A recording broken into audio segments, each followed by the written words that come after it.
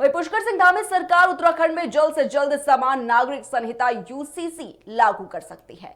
सरकार ने जो विशेषज्ञ समिति गठित की थी उसने अपना ड्राफ्ट तैयार कर लिया है और बताया जा रहा है कि हफ्ते भर के भीतर वह इसे सरकार को सौंप देगी। सूत्रों के मुताबिक रिपोर्ट में लिव इन रिलेशनशिप, मैरिज की एज, आदिवासियों के रीति रिवाजों से जुड़े हुए मुद्दों को शामिल किया गया है।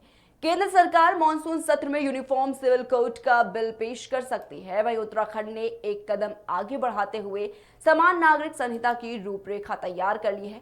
उम्मीद है कि अगले हफ्ते यूसीसी के लिए गठित विशेषज्ञ समिति अपनी रिपोर्ट धामी सरकार को सौंप देगी। रिपोर्ट राज्य कैबिनेट के पास जाएगी, फिर कैबिनेट फैसला करेगी कि रिपोर्ट राज्य विधानमंडल में पेश की जाएगी या फिर नहीं। समिति के अध्यक्ष सुप्रीम कोर्ट से रिटायर्ड जस्टिस रंजना प्रकाश देसाई ने शुक्रवार को प्रेस कॉन्फ्रेंस कर बताया है कि हमने सभी तबकों और वर्गों जैसे एलजीबीटी, आदिवासी, महिलाएं, दिव्यांग, विशेषज्ञ, डॉक्टर्स, जेनेटिक एक्सपर्ट सभी से विवाह की उम्र, कम उम्र में संतान उत्पत्ति जैसे कई संवेदनशील मुद्दों पर भी चर्चा की है और उसे रिपोर्ट में शामिल भी किया गया है। विशेषज्ञ समिति ने मुस्लिम देशों में प्रचलित स्थापित कानूनों का भी अध्ययन किया।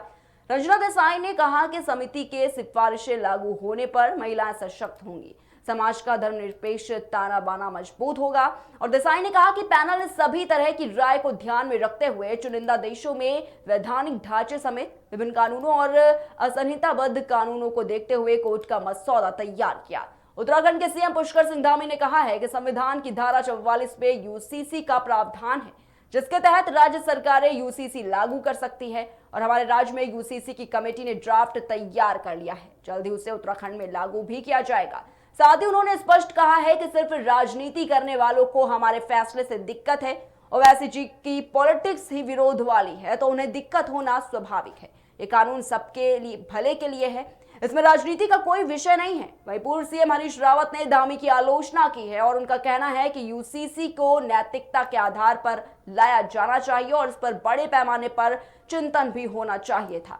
हरीश रावत ने कहा था कि सभी धर्मों की अपनी अलग समस्याएं हैं और इसी के साथ जमीन और फैमिली को लेकर अलग अलग कानून है। रावत ने दावा किया था कि कई मंदिरों में दलित और महिलाओं का जाना मना है, यूसीसी में इस पर भी विचार किया जाना चाहिए। वहीं रावत ने आरोप लगाया है कि बीजेपी सिर्फ मुस्लिम एजेंडे के तहत यूसीसी लाना चाहती है।